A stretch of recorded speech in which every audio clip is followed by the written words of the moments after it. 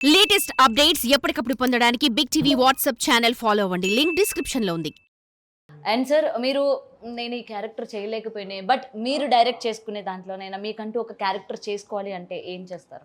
నేను డైరెక్ట్ చేసిన దాంట్లో ల్యాక్ చేయనండి ఫస్ట్. ఎందుకంటే ఫుల్ ఫ్లెడ్జ్గా ఉంటే కాన్సెప్ట్ ఉంది సబ్జెక్ట్ చేయనండి. అంటే చేయకూడదని కాదు, ఒకవేళ మీ నీడ్ ఉంటే ఆ క్యారెక్టర్ కి మీరే సూటబుల్ అవుతారంటే చేస్తాను.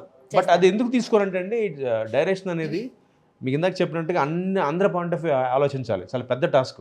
అప్పట్లో రామారావు గారు, రాజ్ కపూర్ గారు చేశారు, అలాగా యాక్ట్ చేస్తూ డైరెక్ట్ చేశారు. కానీ అది ఎందుకు కష్టం అంటారంటే చేయొచ్చు, పెద్ద అంటే నేర్చుకుంటే పెద్ద ఏది పెద్ద కష్టమేం కాదండి. కాకపోతే నా కాన్సన్ట్రేషన్ మొత్తం సబ్జెక్ట్ మీదను స్క్రిప్ట్ మీదే ఉంటుంది. నేను డైరెక్టర్ అయితే, అదే నేను యాక్టర్ అయితే అది చూసుకోవాలి ఇది చూసుకోవాలంటే బేసిక్గా నేను ప్రిఫర్ చేయను. బట్ నాకు బేసిక్గా పర్ఫార్మెన్స్ స్కోప్ అంటే చాలా ఇష్టం అండి. అంటే నేను ముస్టర్డ్ క్యారెక్టర్ చేసినా కూడా అందులో పర్ఫార్మెన్స్ ఉంటే చేసేస్తా. నాకు ఆ భేదాలు లేవు. ఉండదు, నాకు పెద్ద క్యారెక్టర్ ఏదైనా పర్లేదు, అన్నీ చేసి మెప్పించగలన్న కెపాసిటీ నాకుంది, ఆ కాన్ఫిడెన్స్ నాకుంది. మీరు నమ్మరండి, కృష్ణ గారిలో చూసాను నేను. అది హీరో కృష్ణ గారితో నేను నెంబర్ 1 సినిమా సంప్రదాయం సినిమా చేశాను. ఒక ఇన్సిడెంట్ బాగా గుర్తు. సంప్రదాయంలో ఆయన పంచ కట్టుకుంటారండి, పంచ కండువ అంతే ఆయన గెటప్. నేను చిన్నప్పుడు కృష్ణ గారు ఆ సినిమాలో. సో ఒకరోజు ఆయనది నాది కలిపి సీన్ చేస్తున్నారు. ఒక జూనియర్ ఆర్టిస్ట్ ఒక ఆయన తీసుకొచ్చారండి. ఆయన నార్త్ ఇండియన్, ఆయన జూనియర్స్ అంటే వెనకాల క్రౌడ్లో నుంచో పెడతారు అంతే, వాళ్ళు డైలాగులే ఉండవు కదా. ఆయన కృష్ణ గారే అందగాడు కదా, ఆయన అంత అందంగా ఉన్నాడు. ఆయన కూడా పంజాబ్, ఆయన ఎవరో టర్బన్ అది పెట్టుకున్నాడు, బ్లూ కలర్ అండి, ఈ కలర్ సూట్ వేసుకున్నాడు. డార్క్, ఇందులో dark blue, navy blue, royal blue dark వేసుకున్నాడు. మనిషి తెల్లగా కూడా తెల్ల మెరిసిపోతున్నాడు. ఆయన సూట్ వేసి నుంచో పెట్టారు ఆయన ఆ సీన్లో. కృష్ణ గారు పంచులో వచ్చారు. డైరెక్టర్ ఎస్వి కృష్ణారెడ్డి గారు వచ్చారు. అసిస్టెంట్ డైరెక్టర్ వెళ్ళి ఆయనతో ఈ డ్రెస్ మార్చేసుకోండి అంటున్నాడు. ఆయనేమో సార్ మే ఏకీ లేకే ఆయా మేరా పాస్ ఆర్ కుచ్ నహీ అంటున్నాడు. అంటే అక్కడ అసిస్టెంట్ డైరెక్టర్ ఉద్దేశం ఏంటంటే కృష్ణ గారి పక్కన ఆయన డామినేట్ చేస్తున్నాడు, ఆ పర్సనాలిటీ అది. కృష్ణ గారు వచ్చి ఏం పర్లేదు ఉంచవయ్యా, నన్నే చూస్తారు అన్నాడు. ఇలాగేనండి నేను విన్నాను. అస్సలు అంటే ఆ కాన్ఫిడెన్స్ అసలు సూపర్ బండి. అంటే ఆయనకున్న కాన్ఫిడెన్స్ చూడండి. అంత అందగాడు. ఆయన హైట్ 6 feet ఉంది, ఆయన 6 feet 2 inches ఆ పంజాబీ అయింది. ఆయన బ్లూ కలర్ సూట్లో ఉన్నా కూడా కృష్ణ గారు ఏం పర్లేదు ఉండండి, యూ బేస్ చేశారు, నో ప్రాబ్లం అన్నాడు. ఆ కాన్ఫిడెన్స్ నాకు ఇష్టం అండి. అందుకే నాకు ఆ characters live in the character. దేవతలో గోపి అని మెకానిక్ క్యారెక్టర్ చేశారు. నాకు సీరియల్ అంతా 2 డ్రెస్సులు, ఒకటి బ్లాక్ షర్ట్, ఒకటి yellow కలర్ చొక్కా, ఒకటి మెకానిక్ డ్రెస్. ఈ 2 ఉంటాయి. నా పక్కన సూట్ వేసుకున్న వాళ్ళు ఉంటారు, నా పక్కన రిచ్ వాళ్ళు ఉంటారు. నేను పట్టించుకోను, ఎందుకంటే నా కాన్ఫిడెన్స్ చూస్తారు ఆడియన్స్. నా క్యారెక్టర్ అక్కడ, నా క్యారెక్టర్ కాన్ఫిడెన్స్ అనేది చాలా ఇంపార్టెంట్. అంటే చాలా మందికి ల్యాకింగ్ అది. అవును, చాలా మంది కాన్షియస్ అయిపోతారు. నేను అంతా ఎందుకు కాన్షియస్ అవుతారంట. సో ఇప్పుడు మీ క్యారెక్టర్ మీరు ప్లే చేస్తున్నట్టు పక్కడ సూట్ వేసుకుంటే ఏంటి, ఇంకోటి వేసుకుంటే ఏంటి. అంటే మీరు పేదల క్యారెక్టర్ చేసినా పర్లా. రామారావు గారు అంటే రాజు పేద సినిమాలో ఆయన అందగాడు, ఎంత డీగ్లామరైజ్ క్యారెక్టర్ అంటే అప్పట్లో రాజు పేదలో. ఏంటి ఆయన కనుబొమ్మలు కూడా ఆయన ఇది చేసి దాని మేకప్లో కవర్ చేసేసి నమ్మడం ఇంత అసహ్యంగా ఉండొచ్చు అనిపిస్తుంది ఆయన ఆ క్యారెక్టర్ చూస్తే. రాజుపేద పాత సినిమా అండి. అంటే అదే ఎక్స్పెరిమెంట్ కదా, అది కదా చేయాలి ఆర్టిస్ట్ అనేవాడు. మనం కూడా పక్కన దుమ్ము వస్తున్నా, గాలి వస్తున్నా, వర్షం వస్తున్నా నీట్గా లిప్స్టిక్ వేసుకుని కాజల్ పెట్టుకుని నుంచుంటే ఇంకా ఉపయోగం ఏంటది. Should live in the character కదా. సో అలాంటి క్యారెక్టర్ కోసం వెయిట్ చేస్తున్నారా? డెఫినెట్గా అండి. అంటే పర్ఫార్మెన్స్ స్కోప్ ఉంటే చెప్పాక ఐఎమ్ ఆల్వేస్ రెడీ అండి. Any performance character I'm ready. Okay. And sir present ఇండస్ట్రీలో జరుగుతున్న ఈ పరిణామాల గురించి ఏం చెప్తారు ఒక యాక్టర్ గా? ఏ పరిణామాలు తెలియకుండా ఉంటుందా సార్? రీసెంట్ గా జరిగిన ప్రొడ్యూసర్స్ అండ్ రేవంత్ రెడ్డి గారి ఇష్యూ. నో కామెంట్స్ అండి. నేను కామెంట్స్ ఎందుకంటే ఎందుకు నో కామెంట్స్ అంటున్నానంటే నాకు ఆ స్థాయి లేదు, ఆ స్థానం లేదు. అందుకే డెఫినెట్గా నో కామెంట్స్. మీరు టీవీ గురించి అడగండి, నేను చెప్తా. ఎందుకంటే నా పరిధిలో ఉంది. అంటే నేను అక్కడ ఎస్టాబ్లిష్, ఇక్కడ నేను స్టార్ని. సో అక్కడ నేను ఇంకా నాకంత సినిమా లేదు అక్కడ. సో నాకు ఆ పరిధి లేదు, నాకంత చెప్పే అర్హత హక్కు రెండూ లేవు. అందుకే నో కమెంట్స్. చాలా సేఫ్ గా చెప్పేశారు. సేఫ్ కాదండి, మీరు అడగండి టీవీ గురించి వెళ్తారు. సినిమా అంటే ఎందుకంటే ఐఎమ్ నాట్, నేను లీగల్ లేను కదండి. మీరు అన్నట్టుగా నేను పోనీ టీవీ అంటే any topic you take under TV I'll talk. But cinema అంటే నాకు చెప్తాగా నాకు పరిధి లేదు, నాకు మాడే హక్కు ఉండదు.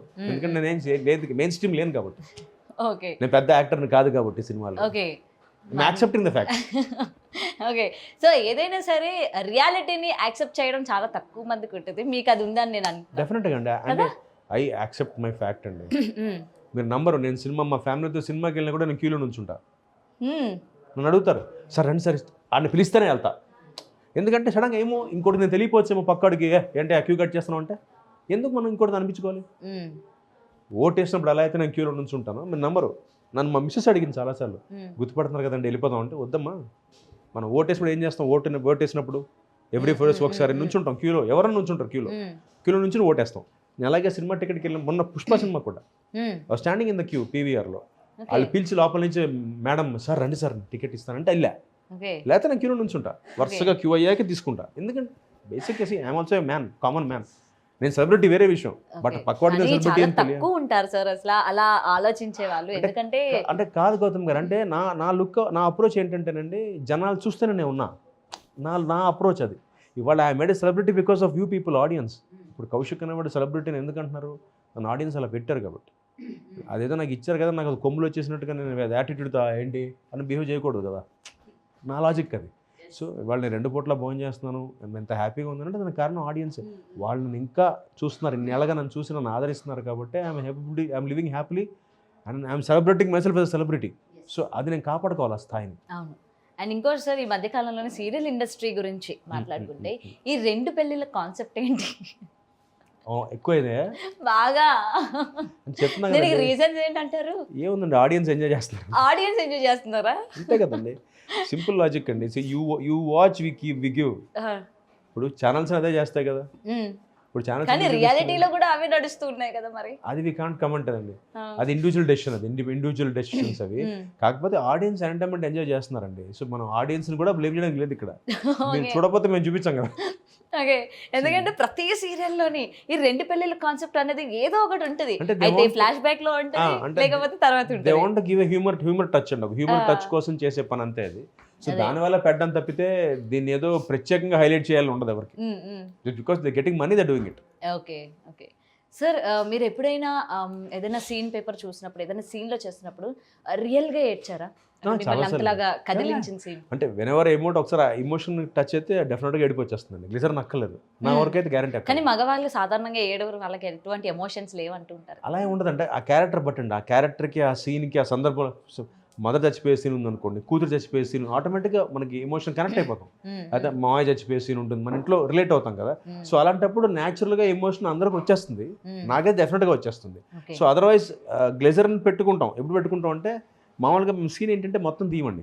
ఇప్పుడు మీకు చూసే ఉంటారు టెలివిజన్లో, ఒక పెద్ద సీన్ చేస్తుంటే ఫస్ట్ లాస్ట్ పార్ట్ ఫస్ట్ చేసేస్తాం.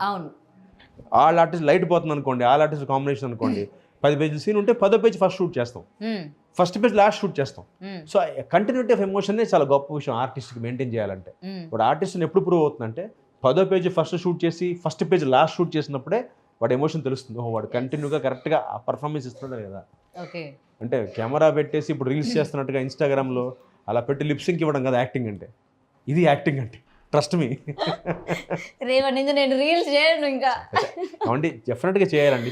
తప్పలేదండి, ఈ టిక్టాక్లు, ఇన్స్టాగ్రామ్ రీల్స్ వచ్చిన తర్వాత వాళ్ళ ప్యాషన్స్ బయటకు వస్తున్నాయి. బట్ ఒక రాంగ్ కాన్సెప్ట్ ఏంటంటే అది చేయడం వల్ల వేషాలు వస్తాయంటే తప్పు, బండ బూతు. ఎందుకంటే పర్ఫార్మెన్స్ రావాలంటే లైట్లు పెట్టి కెమెరా ఆన్ చేసి రోల్ చెప్పిన తర్వాత వితౌట్ ప్రాంప్టింగ్ కెమెరామెన్ చెప్పిన పొజిషన్కి వచ్చి నుంచుని యాక్ట్ చేయడం యాక్టింగ్ అంటే. అది ఇమోషన్ కంటిన్యూ చేయడం. ఎందుకంటే 10th పేజ్ ఫస్ట్ షూట్ చేసి ఫస్ట్ పేజ్ లాస్ట్ షూట్ చేసినప్పుడు ఇమోషన్ కరెక్ట్గా వెళ్ళాలి యాక్టర్కి, ఆడ actor. For more videos like this, subscribe Big TV channel.